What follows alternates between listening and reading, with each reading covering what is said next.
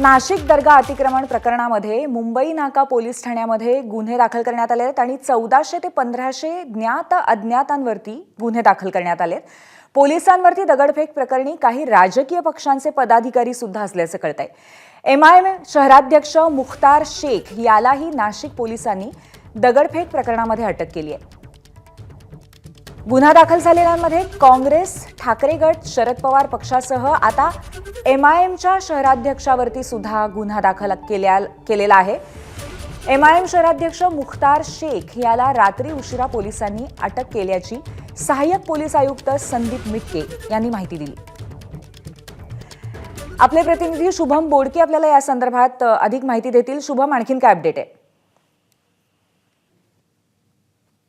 पूर्वी खरं तर नाशिकच्या काठेगल्ली परिसरामध्ये 2 दिवसांपूर्वी एक त्या ठिकाणी दर्गा होती। ती दर्गा पाडण्यासाठी पोलीस बंदोबस्त लावण्यात आला होता। मात्र अज्ञात समाजकंटकांकडून या पोलीस बंदोबस्तावर दगडफेक करण्यात आली होती। यामध्ये जवळपास नाशिक शहर पोलीस दलातील 21 अधिकारी आणि त्या ठिकाणी कर्मचारी जे ते गंभीररित्या जखमी झाले होते। या संदर्भामध्ये पोलिसांनी अनेकांवर जे गुन्हे दाखल केलेले आहेत त्यामध्ये ज्ञात अज्ञातांची संख्या जी आहे ती 1400 ते 1500 आहे।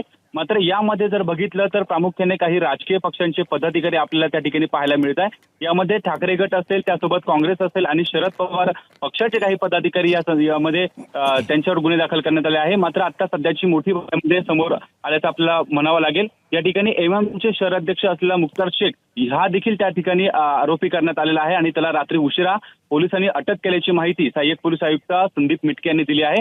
यामुळे या दगडफेकीमध्ये राजकीय पक्षांचे पदाधिकारी असल्याचं देखील आता समोर येत आहे। त्यामुळे आता पोलिसांच्या सर्च ऑपरेशनमध्ये आणखी कोण कोण राजकीय पक्षांचे पदाधिकारी यामध्ये होते या संदर्भात आता नाशिक पोलिसांकडून सखोल असा तपास जो तो सुरू असल्याचं पाहायला मिळतं आपल्याला।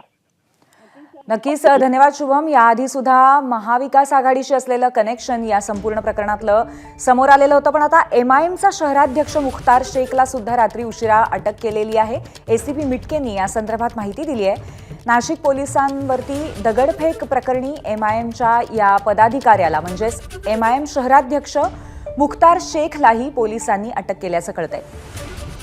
या संदर्भामध्ये सुमारे 1400 ते 1500 जणांवरती गुन्हा दाखल करण्यात आलेला आहे।